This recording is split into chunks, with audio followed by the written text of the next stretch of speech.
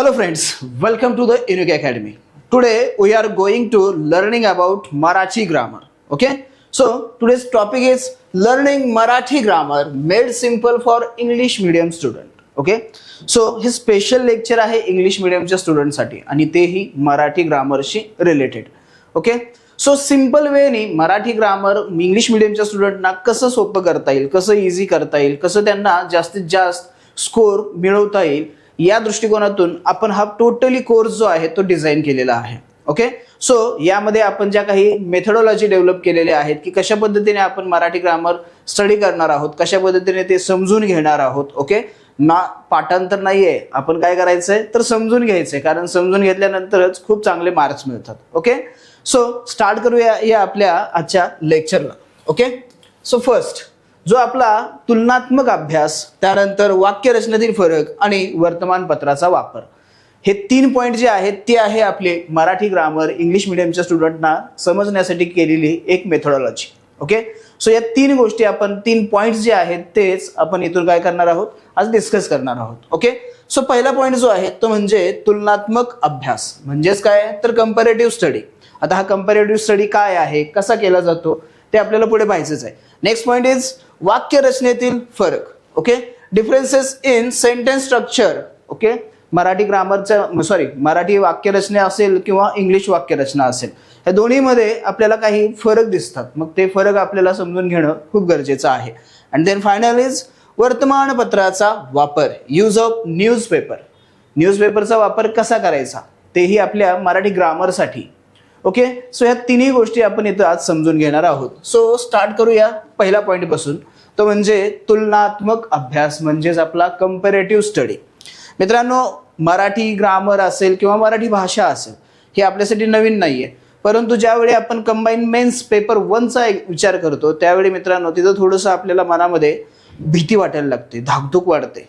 Simple, आता मी असेच काही वर्ड यूज करणार आहे जे तुम्ही कधी ऐकले असतील किंवा नसतील ऐकले, पण ते आता इथून पुढे ऐकायची सवय ठेवायची आपल्याला. सो मनामध्ये एक भीती निर्माण होते आणि भीती निर्माण झाल्यानंतर मग धडधड धडधड असं जे व्हायला लागतं ना, ते व्हायला नको. आपल्याला देखील मस्त आरामात सर्व गोष्टी समजल्या पाहिजे. त्यासाठी सर्वात महत्त्वाची असणार आहे ही तुलनात्मक अभ्यासाची मेथड. ही मेथड काय आहे, कशा पद्धतीने हे काम करते ते आपल्याला इथं पाहायचं आहे. Okay, so let's start. समान संकल्पना, पहिला यातला एक पॉइंट आहे, सब पॉइंट, तो म्हणजे समान अशा असणाऱ्या संकल्पना, सिमिलर कॉन्सेप्ट्स. ओके, मराठी आणि इंग्रजी व्याकरणात अनेक समान संकल्पना तुम्हाला पाहायला मिळतात. अनेक अशा समान कॉन्सेप्ट्स आहेत की ज्या इंग्लिश ग्रामरमध्ये पण आहेत आणि मराठी ग्रामरमध्ये पण आहेत. ओके, त्यातलाच एक मेन पॉइंट जो आहे तो म्हणजे शब्दांच्या जाती. मराठीमध्ये शब्दांच्या जाती, तर इंग्लिशमध्ये काय असतं, पार्ट ऑफ स्पीच असतं. ओके, इंग्लिशमध्ये पार्ट ऑफ स्पीच आणि मराठीमध्ये शब्दांच्या जाती असतात. मग ह्या शब्दांच्या जाती आणि पार्ट ऑफ स्पीच कसं सिमिलर आहे, आणि तिकडेही जाण्या अगोदर आणखीन एक तुम्हाला इथं मी एक पॉईंट मेन्शन करतो, आणि तो पॉईंट आहे या मराठी ग्रामरशी रिलेटेड. तुम्हाला माहिती असेल किंवा नसेल, पण आता आपण स्टडी करतोय तर आपल्याला आता हे माहिती होणं गरजेचं आहे. आणि ती माहिती अशी आहे, विल्यम कॅरी नावाचा एक व्यक्ती होता, हा ब्रिटिश होता. कोण होता हा? ब्रिटिश व्यक्ती होता. या ब्रिटिश व्यक्तीने मराठी ग्रामरचं पहिलं एक स्ट्रक्चर तयार केलं, किंवा असं म्हणू शकतो आपण की त्याने या मराठी ग्रामरचं पहिलं बुक हे लिहिलं त्याने. ओके, मराठी ग्रामर जे आहे, आता ग्रामर म्हणजेच काय तर रूल बुकच आहे थोडक्यामध्ये. इंग्लिश ग्रामर असेल किंवा मराठी ग्रामर असेल, त्याचे जे बुक्स असतात ते काय असतात, रूल बुक असतात. काय केलं पाहिजे, काय केलं नाही पाहिजे, काय चुकीचं आहे आणि काय योग्य आहे, ह्या गोष्टी तिथं सांगितल्या जातात. हेच बुक जे आहे मराठी ग्रामरचं ते एका ब्रिटिश व्यक्तीने लिहिलं. सो तुम्ही एक अंदाज घेऊ शकता की त्या व्यक्तीने जे काही मराठी ग्रामरचं स्ट्रक्चर डेव्हलप केलं ते टोटली स्ट्रक्चर हे इंग्लिश ग्रामर सारखंच आपल्याला पाहायला मिळतं.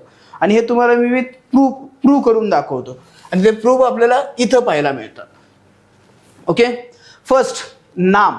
आता मराठीमध्ये नाम ही कन्सेप्ट आहे किंवा नाम हा टॉपिक आहे, तो पार्ट ऑफ स्पीचचाच एक पार्ट आहे, म्हणजे शब्दांच्या जातीचाच एक पार्ट आहे. तसाच इंग्लिशमध्ये नाउन हा देखील एक पॉइंट आहे किंवा टॉपिक आहे, आणि तो देखील पार्ट ऑफ स्पीचचाच काय आहे तर एक पार्ट आहे. ओके, सो ह्या दोन्ही कन्सेप्ट कशा सिमिलर आहेत ते आता आपल्याला इथं समजून घ्यायचं. So first proper noun. आता इंग्लिशमध्ये असणारी प्रॉपर नाउन. आता प्रॉपर नाउनची डेफिनेशन काय आहे, आता मी एकदम शॉर्टमध्ये घेतलेलं आहे. काय सांगतो की name of specific person or things, person असेल किंवा थिंग्स असतील पण त्यांचे नेम जे आहेत किंवा नाव जे आहे ते कसं आहे स्पेसिफिक आहे. बरोबर आहे. फॉर एक्झाम्पल राम, सीता, सह्याद्री, गंगा, और तुम्ही दुसरी जरी नावं घेतली, इंग्लिश जरी नावं घेतले, पॅट्रिक, सॅम, काही घ्या, वॉट एव्हर, पण ती काय आहेत तर प्रॉपर नाउन्स आहेत. आल्प्स असेल, हिमालय असेल, हे काय आहेत तर प्रॉपर नाउन आहेत. ओके. सो असंच मराठीमध्ये काय आहे विशेष नाम. ओके. सो हे सिमिलर कन्सेप्ट आहे.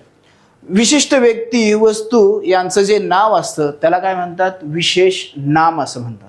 नाम या टॉपिकच्या आतमध्ये असणारा हा सब पॉइंट आहे, तो म्हणजे प्रॉपर नाउन किंवा विशेष नाम. ओके. मग तेच बघा आता मराठीमध्ये राम असेल, सीता असेल, सह्याद्री असेल, गंगा असेल. आता हेच राम, सीता, सह्याद्री, गंगा या प्रॉपर नाउनची डेफिनेशन कंप्लीट करतात आणि तेच नाम विशेष नामाची देखील डेफिनेशन कंप्लीट करतात. म्हणजे बघा किती सिंपल वेने आपल्याला ह्या गोष्टी अंडरस्टँडिंग करायला मदत होते. बरोबर आहे. आता नेक्स्ट आणखीन एक याचा सब पॉइंट पाहूया, तो म्हणजे ॲब्स्ट्रॅक्ट नाउन. आता ॲब्स्ट्रॅक्ट नाउन म्हणजे काय? सो क्वालिटी और idea you can't touch. Abstract noun म्हणजेच काय तर अशी काही क्वालिटीज असतील, अशा काही आयडियाज असतील, अशा काही फिलिंग्स असतील ज्यांना तुम्ही टच नाही करू शकत, ज्यांना तुम्ही फक्त फील करू शकता. ओके. सो अशा ज्या काही क्वालिटीज आहेत, आयडियाज आहेत, त्या फक्त फील करता येतात, त्यांना काय म्हणायचं ॲब्स्ट्रॅक्ट नाउन. फॉर एक्झाम्पल लव. लव आपण पाहू शकतो का? नो, डेफिनेटली नाही. ओके. सो सेम होप असेल, अँगर असेल, हे आपण गोष्टी फक्त फील करू शकतो, त्यांना आपण टच नाही करू शकत. त्या फिजिकली त्यांचं कुठंही प्रेझेन्स नाहीये. ओके. सो भाववाचक नाम ही मग मराठीमध्ये असणारी याची सिमिलर कन्सेप्ट आहे. इथं काय आहे व्यक्ती, वस्तू, प्राणी यांच्यामध्ये असणारे गुण. गुण म्हणजेच काय तर क्वालिटीज. गुण म्हणजे काय क्वालिटीज असतात त्या, आणि त्या कशा असतात आपल्या इनर साईडमध्ये असतात. सो ते झाल्या भावना म्हणजेच फिलिंग्स, आणि ह्या कशा आहेत तर भाववाचक नाम या कॅटेगरीजमध्ये येतात. मग इथंही तुमचं प्रेम आहे जो इथं लव होता, इथं आशा आहे जो इथं होप होता, इथं तुमचा अँगर आहे तर इथं तुमचा राग असणार आहे. आता हे सिमिलर आहेत ना गोष्टी, फक्त काय काही गोष्टी चेंज होतात. इथं ॲब्स्ट्रॅक्ट आहे, हा भाववाचक नाम आहे. ओके. सो हे मी नाही केलेलं, हे ऑलरेडी आहे, फक्त मनामध्ये एक आपल्या कुठेतरी फोबिया तयार होतो आणि तो फोबिया आपल्याला इथं काय करायचं आहे पूर्णपणे काढून टाकायचं आहे, हे इथं लक्षात घ्या. सो नेक्स्ट पॉइंट सर्वनाम. Okay. So part of speech मधलाच नेक्स्ट पॉइंट आहे तो म्हणजे प्रोनाउन, आणि मराठीमध्ये असणार आहे शब्दांच्या जातीमधला तो म्हणजे सर्वनाम. ओके. सो ह्या दोन्ही आपल्याला सिमिलर असणारे कन्सेप्ट कशा पद्धतीने आपल्याला मराठी ग्रामर शिकण्यासाठी मदत करतात ते आपल्याला पाहायचं आहे. So first of all pronoun. Pronouns are words that can be used to take the place of a noun. Okay. नाउनची रिप्लेसमेंट सिंपल वेनी जसं लक्षात घ्यायचं म्हणलं तर नाउनची असणारी काय असते ही रिप्लेसमेंट असते, आणि ही रिप्लेसमेंट कोण देतं तर हा प्रोनाउन देतो. ओके.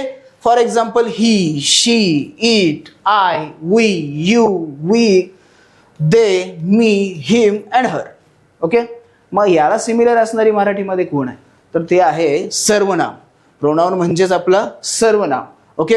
सो नामाऐवजी वापरल्या जाणाऱ्या शब्द जातीला काय म्हणतात तर सर्वनाम म्हणतात. ही डेफिनेशन इथंही आहे, इथंही आहे, दोन्ही मध्ये आपल्याला तेच पाहायला मिळतं. ओके. फॉर एक्झाम्पल मी, तू, ती, हा, जो, कोण, काय, असे बरेच आहेत. मग त्या काय आहेत तर हे सर्वनाम आहेत. इथे हे कोण आहेत तर प्रोनाउन आहेत, पण आपल्याला हे समजून घ्यायला अंडरस्टँडिंग करायला मदत करतात. ओके. सो असं काही नाही आहे की अरे मराठी ग्रामर म्हणजे खूप काही डिफिकल्ट आहे, खूप काही हे वेगळं आहे आणि आपण इंग्लिश मिडियमचे आहोत सो आपल्याला मराठीमध्ये स्कोअर करणं खूप डिफिकल्ट जाईल किंवा होईल की नाही होईल, असं जो एक आपल्या मनामध्ये कुठेतरी किंतु परंतु असतो. ऐकला कधी हा शब्द किंतु परंतु, होईल की नाही होईल, मी तर प्रिपरेशन करतोय, मी तर डिसाईड केलेलं आहे की मला PSI व्हायचंय, मला STI व्हायचंय, मला एक गव्हर्नमेंट सर्वंट व्हायचंय, पण कुठेतरी आपल्या मनामध्ये हे असे सब्जेक्ट येतात आणि आपल्याला एक भीतीचं वातावरण तयार करतात, अरे काय होईल कसं होईल. So don't worry, don't take a load, मैं हूं ना. ओके. सो काही टेन्शन नका घेऊ. ह्या गोष्टी लक्षात ठेवा की अशा पद्धतीने आपल्याला ह्या गोष्टी खूप इझी करता येतात. ओके. सो नेक्स्ट विशेषण. आता मराठी शब्दांच्या जातीमध्ये विशेषण आहे. मग पार्ट ऑफ स्पीचमध्ये कोण आहे तर आपला ॲडजेक्टिव्ह आहे. आणि दोघांचंही काम तेच आहे, असं नाही की विशेषण वेगळं काहीतरी करतोय, ॲडजेक्टिव्ह वेगळं काहीतरी करतोय. हा असं होत नाही, हे लक्षात घ्या.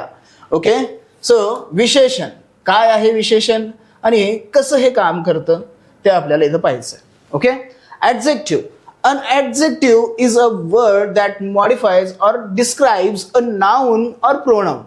So हे कुणासाठी काम करतं, एकतर नाउनसाठी करतं किंवा प्रोनाऊनसाठी करतं, दोघांसाठीही काम करतं. आणि काय करतं, त्यांना डिस्क्राईब करतं किंवा त्यांच्याबद्दल एक्स्ट्राची इन्फॉर्मेशन देतं. Okay, for example mango. Mango कसा आहे, एकतर त्याचा कलर हे त्याचं डिस्क्रिप्शन झालं किंवा त्याच्याबद्दल डिस्क्राईब केलं त्याला की ग्रीन आहे, येलो आहे, रेड येलो आहे. ओके, त्यानंतर क्वालिटी कसा आहे, तो स्वीट आहे की आणखीन कसं आहे. ओके, हे जे आपण वर्ड्स यूज करतो त्याला डिस्क्राईब करण्यासाठी किंवा त्याच्याबद्दल एक्स्ट्राची इन्फॉर्मेशन देण्यासाठी ते कोण असतं तर ॲडजेक्टिव्ह असतं. मग सेम मराठीमध्येही तसंच होतं ना. फॉर एक्झाम्पल काही एक्झाम्पल घेतलेलं आपण, I like old houses. I like old houses. Houses कसे आवडतात त्याला, old. Okay, so this is our noun. आणि कोण याला एक्स्ट्रा इन्फॉर्मेशन देतो, कोणता वर्ड देतो, सो तो ओल्ड आहे. ते कसं आहे, जुनं घर आहे.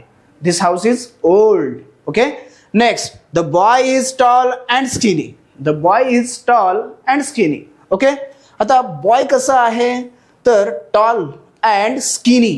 ओके, तो उंच आहे आणि हडकुळा पण आहे. उंच आहे आणि हडकुळा पण आहे. हे काय झालं, त्याच्याबद्दल एक्स्ट्राची इन्फॉर्मेशन देणारे वर्ड्स आहेत. So this is our adjective म्हणजेच विशेषण. Okay, next, Jane is smarter than her brother. Jane is smarter than her brother. Jane कशी आहे तर हुशार आहे. ओके, हे स्मार्ट काय करतो तर जेन बद्दल अधिकची माहिती देतो. मग आता ह्या सिमिलर कन्सेप्ट आपल्या मराठीमध्ये आहेत का, यस, अशाच आहेत त्याही तिथं. ओके, विशेषण नामाबद्दल अधिक माहिती सांगून नामाची व्याप्ती मर्यादित करणाऱ्या. ओके, व्याप्ती मर्यादित करणं म्हणजे संख्या कमी करणं किंवा या विकारी शब्द जातीस विशेषण असं म्हणतात. आता व्हॉट इज विकारी. ओके, सो पहिली वेळेस ऐकलं ना विकारी. सो विकारी म्हणजे काय, चेंज होणारा. ओके, सो विकारी म्हणजे चेंज होणारा किंवा मराठीत त्याला काय म्हणतात, बदल होणारा. बदल होणारा. ओके, बदल होणारा. ओके, सो त्याला काय म्हणायचं, विकारी. आता असे काही एक ट्रॅडिशनल असे वर्ड्स आहेत किंवा एक टिपिकल असे वर्ड्स आहेत जे आपल्याला इथे लक्षात ठेवायचे आहेत. कारण हेच वर्ड आपल्याला एक्झाममध्ये त्या क्वेश्चनमध्ये आपल्याला पाहायला मिळतात. सो अशा वर्डवरती आपल्याला फोकस करायचं. आणि ज्यावेळी आपले हे लेक्चर स्टार्ट होतात त्या लेक्चरमध्ये आपण सांगतो की कोणते की पॉईंट्स आहेत की कोणते कीवर्ड्स आहेत जे आपल्याला व्यवस्थित लक्षामध्ये ठेवावे लागतात. ओके, सो आता याचे एक्झाम्पल बघूया. मला जुनी घरं आवडतात. याला कशी घरं आवडतात तर जुनी घरं आवडतात. सो हा याच्याबद्दल अधिकची माहिती देतोय. आता मराठीत आहोत तर मराठी अधिकची माहिती देतोय म्हणजे काय तर एक्स्ट्राची इन्फॉर्मेशन देतोय. म्हणजे हा वर्ड काय झाला आपला विशेषण झाला. ओके, नेक्स्ट, मुलगा उंच आणि हडकुळा आहे. कसा आहे, उंच आणि हडकुळा आहे. पण कोण आहे हा मुलगा, हे आपलं नाउन झालं, नाम झालं. आणि याच्याबद्दल हे दोन वर्ड जे आहेत ते एक्स्ट्राची इन्फॉर्मेशन देतात म्हणजे हे झाले आपले ॲडजेक्टिव्ह. ओके, म्हणजेच आपले हे काय झाले तर विशेषण झाले. जेन तिच्या भावापेक्षा हुशार आहे. जेन कशी आहे तर हुशार आहे. जेन ही हुशार आहे, हे लक्षात घ्या. सो हे होतं आपला विशेषण. नेक्स्ट, आता असंच कंपॅरेटिव्ह आपल्याला जायचं आहे. क्रियापद, वर्ड. ओके, ग्रामर, मग ते इंग्लिश असेल किंवा मराठी असेल दोन्हीही मध्ये इम्पॉर्टंट असणारा हा पॉइंट आहे, वर्ब. ओके, क्रियापद. याच्याशिवाय कुठलंही सेंटेन्स हे कम्प्लीट नाही होऊ शकत, हे लक्षात घ्या. कोणतेही सेंटेन्स असेल हे वर्ब शिवाय कम्प्लीट होतं का तर नाही, इट इज इम्पॉसिबल. सो हा वर्ब काय करतो ते लक्षात घ्या. Verbs are the words in sentences that express an action, okay, occurrence or state of being. याचं काम काय आहे तर ते ऍक्शन दाखवणं. ऍक्शन दाखवणारा वर्ड कोण असतो तर तो वर्ब असतो. मग ते आपल्याला इथं शोधायचं आहे. Ram it's mango. राम काय करतोय, काय करतोय Ram, Ram it's mango. So it's हा काय झाला आपला वर्ब झाला. Next, Ram runs fast. Ram runs fast. Ram काय करतोय? धावतोय. म्हणजेच काय? रन्स. हा काय झाला? आपला व्हर्ब झाला. आणि हा पण झाला आपला व्हर्ब. मग असाच हा जसा ऍक्शन दाखवतोय तसं मराठीमधला क्रियापद पण ऍक्शन दाखवतोय का? चला चेक करूया. क्रियापद. क्रियापद म्हणजे वाक्याचा अर्थ पूर्ण करणारा क्रियावाचक शब्द होय. राम आंबा खातो. राम आंबा खातो. इथं इट्स तर इथं खातो. कारण ऍक्शन कोण दाखवतं? क्रिया कोण दाखवतं? सो हा खातो हा काय करतो? क्रिया दाखवतो.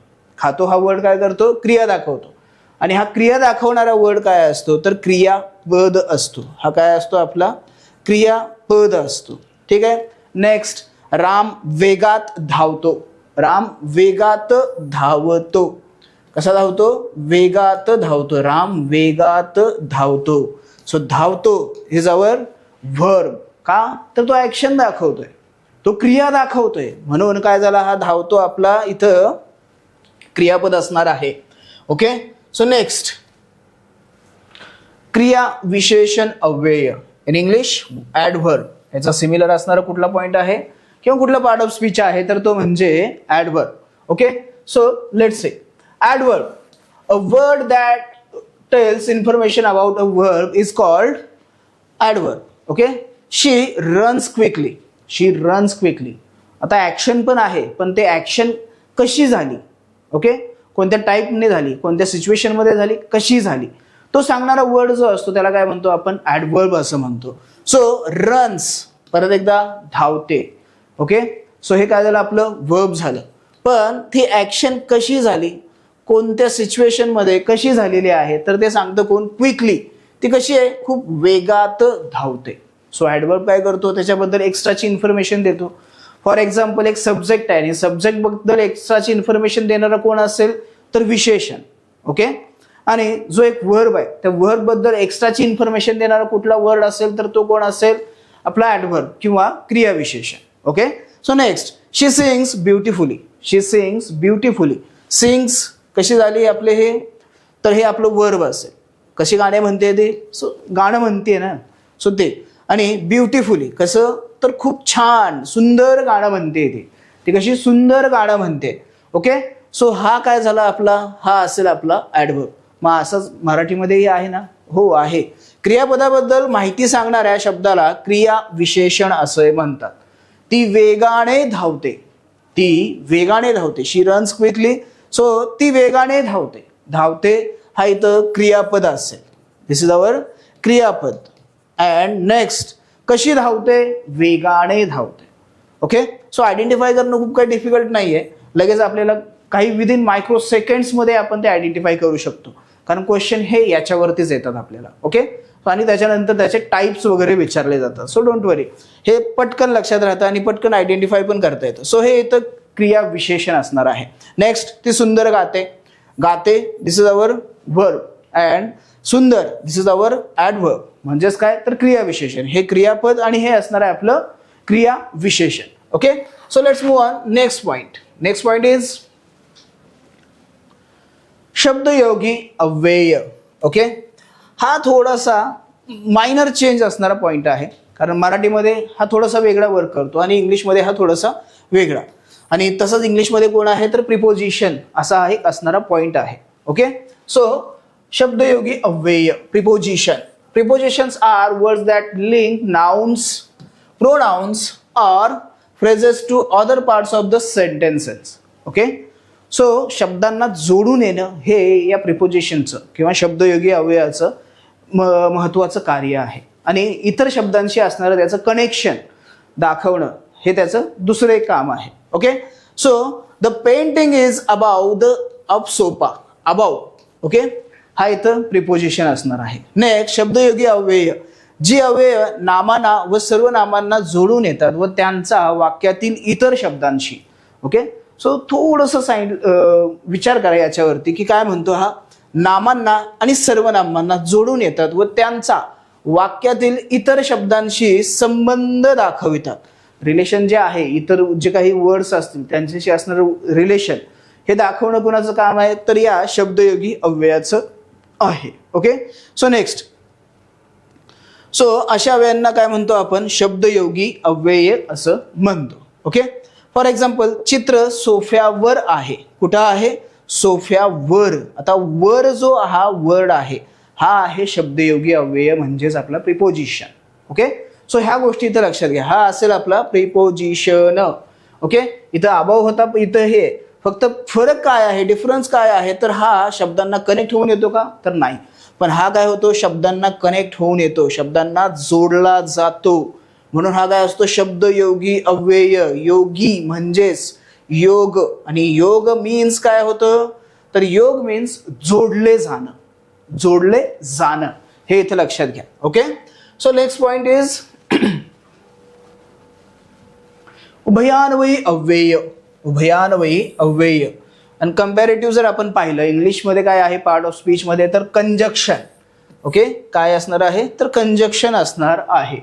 मग हा काय आहे कंजक्शन, तर कंजक्शन म्हणजे a word used to connect clauses और सेंटेन्सेस और to coordinate words in the same clause. Okay, for example, she is smart but sometimes careless. दोन वाक्य आहेत, त्या दोन वाक्यांना किंवा कधी कधी दोन शब्दांना जोडायचं काम कोण करतं, तर ते आपलं कंजक्शन करतं. तसंच काम कोण करतं, उभयान्वयी अव्यय पण इथं करताना पाहायला मिळतं. नावं फक्त वेगळी आहेत. हे काय आहे, उभयान्वयी अव्यय. उभय म्हणजे दोन, उभय म्हणजे दोन असतात आणि त्या दोन वाक्यांना किंवा शब्दांना जोडण्याचं, कनेक्ट करण्याचं काम कोण करतं, तर हे उभयान्वयी अव्यय करतं. उभय म्हणजे दोन, अन्वय म्हणजे संबंध, दोघांचा संबंध. ओके, शब्द किंवा दोन वाक्य यांचा संबंध जोडणाऱ्या अवयवांना उभयान्वयी अव्यय असं म्हटलं जातं. फॉर एक्झाम्पल, ती हुशार आहे पण, ती हुशार आहे पण कधी कधी निष्काळजी असते. पण कधी कधी काय असते, निष्काळजी असते, केअरलेस आहे ती. कधी कधी काय होतं, त्याच्याकडून निष्काळजीपणा होतो पण ती हुशार आहे. ओके, पण हे काय झालं, आपलं उभयान्वयी अव्यय झालं. आणि इथं काय आहे, तर कंजक्शन आहे. ओके, आता या वेगवेगळ्या कॅटेगरीज असतात, त्याच आपल्या स्टडीचा पार्ट असणार आहेत. Okay, so next part is केवल प्रयोगी अव्यय. केवल प्रयोगी अव्यय ज्याला आपण इंटरजेक्शन असं म्हणतो. ओके, हा पार्ट ऑफ स्पीच मधला किंवा शब्दांच्या जातीमधला ॲट दी एंडचा शेवटचा एक काय असणार आहे, पॉइंट असणार आहे. ओके, आणि हा खूप इंटरेस्टिंग आहे, जे नेहमी आपण वापरत असतो. ओके, मग हा काय आहे, केवल प्रयोगी अव्यय काय असतो, मराठीमध्ये कुठले शब्द येतात, काय असतं ते लक्षात घ्या. Interjection are words use to express feelings और emotions such as a surprise, joy, disgust, excitement and enthusiasm. Okay, so इथं wow, what a big fort कसं आपण एक्सप्रेस करतो. चुकून तुम्ही फिरा, चुकून नाही, नेहमी जातोच आपण फिरायला. सो फिरायला गेलात आणि तुम्हाला एक मोठं काहीतरी भव्य दिव्य असं काहीतरी दिसलं, सो समजा किल्ला असेल म्हणजेच फोर्ट असेल, सो आपले फिलिंग्स लगेच आपण एक्सप्रेस होतो. काय म्हणतो, wow what a big fort, wow what a big fort. हा वाव काय आहे, तर आपलं इंटरजेक्शन. आणि ह्या काय असतात, तर फिलिंग्स असतात. फिलिंग्स म्हणजे तुमच्या फिलिंग्स ह्या समोरच्यापर्यंत पोहोचवण्यासाठी असणारे हे वर्ड्स असतात, की तुम्ही सॅड आहे किंवा म्हणजे काय म्हणतो आपण, तुमचं जे काही फिलिंग्स असतील, दुःखी असाल, आनंदी असाल, कसंही असाल, ते एक्सप्रेस करतं कोण, तर हे वर्ड्स एक्सप्रेस करतं. सिमिलर मराठीमध्येही आहे.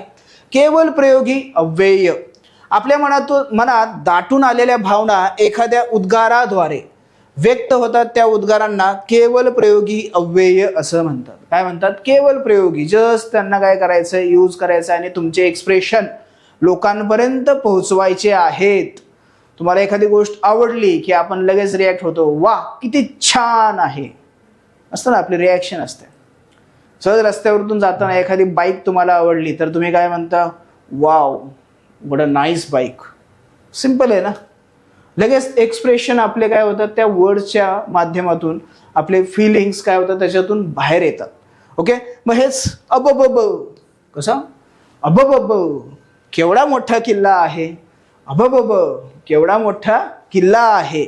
ओके, सो हा केवढा मोठा किल्ला आहे हे तुमचं पाहिल्यानंतरच रिॲक्शन आहे, पण त्याला तुम्हाला आश्चर्य वाटलं म्हणून तुम्ही काय म्हणता अबब, किंवा असंही होऊ शकतं अरे बाप रे किती मोठा किल्ला आहे.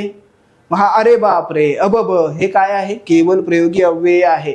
आणि सेम इंग्लिशमध्ये हे आहे आणि मराठीमध्येही असणार आहे. Okay, so next point is वाक्य रचनेतील फरक. आता part of speech, comparative learning हा एक वेगळा पार्ट होता, पण आपल्याला बेसिक सेंटेन्स स्ट्रक्चर जे आहे ते देखील समजणं खूप गरजेचं आहे. ओके, कारण इंग्लिश आणि मराठी या दोन्ही लँग्वेजेसमध्ये सेंटेन्स स्ट्रक्चर जे आहे तो मायनर याच्यामध्ये डिफरन्स हा आपल्याला इथं पाहायला मिळतो. सो तो आपल्याला लक्षात घेणं खूप गरजेचं आहे. वाक्यातील रचनाचा फरक किंवा सेंटेन्स स्ट्रक्चरमधला असणारा डिफरन्स तो आपल्याला समजून घ्यायचा आहे. इंग्रजीमध्ये जर आपण सेंटेन्स स्ट्रक्चर पाहिलं तर ते कसं असतं, subject plus verb plus object. Okay, subject plus verb plus object. Okay, so आपण काय करतो, S plus V plus O. S म्हणजे सब्जेक्ट, व्ही म्हणजे वर्ब आणि ओ म्हणजे काय झाला आपला ऑब्जेक्ट झाला.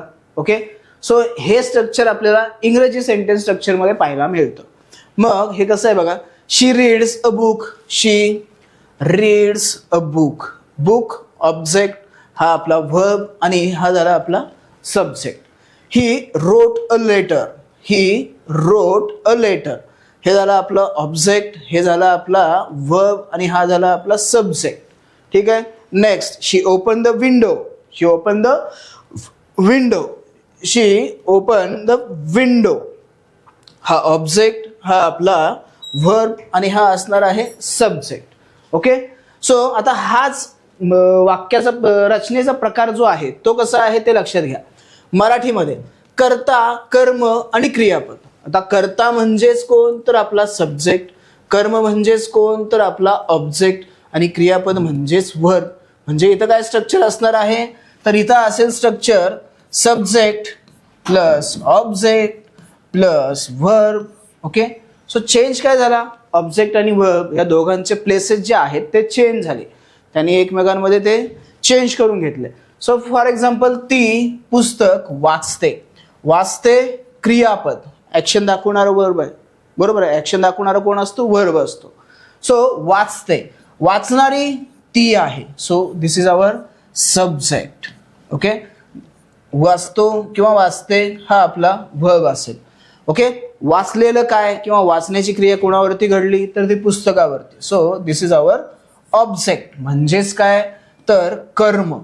ओके, सो हे पण इथं लक्षात ठेवा की सब्जेक्ट म्हणजे कर्ता असतो, ऑब्जेक्ट म्हणजे कर्म असतं आणि वास्तव म्हणजेच क्रियापद असतं. मग सेम त्याने पत्र लिहिले, लिहिणं हे आपलं वर्ब असेल, लिहिणारा कोण आहे त्याने, सो आपला हा सब्जेक्ट असेल आणि लिहिलेलं काय तर पत्र, so this is our object म्हणजेच कर्ता, कर्म आणि क्रियापद. सो हा बेसिक फरक हा लक्षात घ्या. हे आयडेंटिफाय करायचं, कसं आयडेंटिफाय करणार यासाठी काही रूल्स आहेत का ते आपल्याला लेक्चरमध्ये पाहायचंच आहे. पण आता फोकस असला पाहिजे की अरे हां सेंटेन्स स्ट्रक्चर चेंज होतं, तुम्ही डिरेक्टली नाही तर काय कराल इंग्लिशमधलं एखादं एक्झाम्पल एखादं स्टेटमेंट घ्याल किंवा सेंटेन्स घ्याल आणि डिरेक्टली आहे तसं इथं चेंज कराल, सो ते चालणार नाही कारण ते ग्रॅमॅटिकली मराठीमध्ये चुकीचं होतं. जर तुम्ही हेच वाक्य असं केलं, त्याने लिहिले पत्र, सो नाही ते साऊंड्स लाईक रॉंग, म्हणजे चुकीचं आहे, ते चुकतं. ओके, तिने खिडकी उघडली, उघडणारी कोण आहे ती. ओके, सो हे झालं आपलं वर्ब, हा झाला सब्जेक्ट. ओके, आणि उघडण्याची क्रिया खिडकीवरती घडली, so this is our object. ठीक आहे, सो हे आयडेंटिफाय करणं हे पण महत्त्वाचंच आहे. परंतु एक फरक लक्षात घ्या की इंग्लिश आणि मराठी या दोन्ही लँग्वेजेसमध्ये सेंटेन्स स्ट्रक्चर जे आहे ते मायनर काय झालेले आहेत, चेंजेस झालेले आहेत. सो ते आपल्याला इथं लक्षात ठेवायचं आहे. Okay, so move on next point. And next point is very important. वर्तमानपत्राचा वापर, यूज ऑफ न्यूजपेपर. का यूज करायचा आहे न्यूजपेपरचा आणि कोणकोणत्या न्यूजपेपरचा यूज करायचा आणि कसा यूज करायचा ते आपल्याला समजून घ्यायचं आहे. ओके, सो 2 मिनिट थोडंसं शांततेने ऐकून घ्या मी काय सांगतोय ते. आपल्याला ना मेन्समध्ये मराठीचा पेपर असतो. पेपर 1 हा इंग्लिश आणि मराठी या 2 लँग्वेजेसचा पेपर आहे. त्याच्यामध्ये 100 क्वेश्चन असतात. किती 100 क्वेश्चन्स असतात. ते 100 क्वेश्चन हे for 200 marks. 100 question for 200 marks. आता याच्यामध्ये होतं काय ते लक्षात घ्या. जे आपले 50-50 आता क्वेश्चनचं डिवायडेशन झालेलं आहे. 50 क्वेश्चन्स फॉर 100 मार्क्स. ओके, या 50 क्वेश्चन्समध्ये आपल्याला 5 क्वेश्चन्स जे असतात ते एका पॅसेजवरती असतात. ओके, एका पॅसेजवरती आपल्याला हे 5 क्वेश्चन्स असतात. नेक्स्ट 45 क्वेश्चन्स हे काय असतात आपल्याला, तर कोर ग्रामर अँड व्होकॅब्युलरी याच्यावरती असतात. Grammar and vocabulary. आता इथं काय होतं माहिती आहे का, इथं जर आपण त्या 1 आवरला आपण 2 पार्टमध्ये डिवाइड केलं तर 30 minutes for 50 questions. 30 minutes for 50 questions म्हणजे 30 मिनिटामध्ये आपल्याला काय करायचं, 50 क्वेश्चन्स सॉल्व्ह करायचे. मग हे जर एवढ्या फास्टमध्ये जर सॉल्व्ह करायचं असेल तर आपला रीडिंग प्लस ग्रास्पिंग स्पीड खूप चांगला असणं किंवा बेटर असणं आपल्यासाठी खूप गरजेचं आहे. जर हे नाही झालं, तुम्ही इथं खूप चांगला स्टडी करताय, तुम्हाला सर्व ग्रामर असेल, व्होकॅब्युलरी असेल, तुमचं एकदम परफेक्ट आहे, पण आपलं रीडिंग स्पीड आणि ग्रास्पिंग स्पीड जर कमी असेल तर मित्रांनो मग आपलं खूप कठीण होऊन जाईल. सो आपण याच्या पॅरलली आपण काय करतोय तर ह्या गोष्टींवरती फोकस करतोय. मग हे आपल्याला इम्प्रूव्ह करण्यासाठी मग काय करावं लागेल तर आपल्याला 2 गोष्टी कराव्या लागतील. पहिलं म्हणजे इंग्लिश न्यूजपेपर रीड करावं लागेल आणि दुसरं म्हणजे मराठी न्यूजपेपर रीड करावं लागेल. व कोणता न्यूजपेपर रीड करायचा, कोणता रेफर करायचा, तर इंग्लिशमधला असेल तो म्हणजे इंडियन एक्सप्रेस आणि मराठीमध्ये असणार आहे तो म्हणजे लोकसत्ता. आता हे 2च का यूज करायचे याचं एक रिझन आहे, कारण मोस्ट ऑफ द न्यूज ज्या आहेत त्या इंग्लिशमध्ये लोकसत्तामध्ये असेल किंवा इंडियन एक्सप्रेसमध्ये असेल त्या सेम असतात. फक्त काय आहे ते ट्रान्सलेट केलेलं असतं. मराठीमध्ये लोकसत्तामध्ये असणारी न्यूज ही मराठीमध्ये येते आणि इंडियन एक्सप्रेसमध्ये इंग्लिशमध्ये येते. मग आता हे खरंच होतं का? हो, खरं होतं. आणि हे तुम्हाला दाखवण्यासाठी मी इथं एक न्यूज घेऊन आलोय आणि ही आजचीच न्यूज आहे. ओके, आज 10 तारीख आहे. सो 10 तारखेचीच न्यूज आहे की Natarajan Rahul loyalist at centre of RS poll row in Madhya Pradesh. Okay, आणि तीच न्यूज आहे, फक्त हेडलाईन चेंज झाली, हेडिंग चेंज झालेली आहे आणि तीच न्यूज आहे ती मराठीमध्ये या लोकसत्तामध्ये आलेली पाहायला मिळते.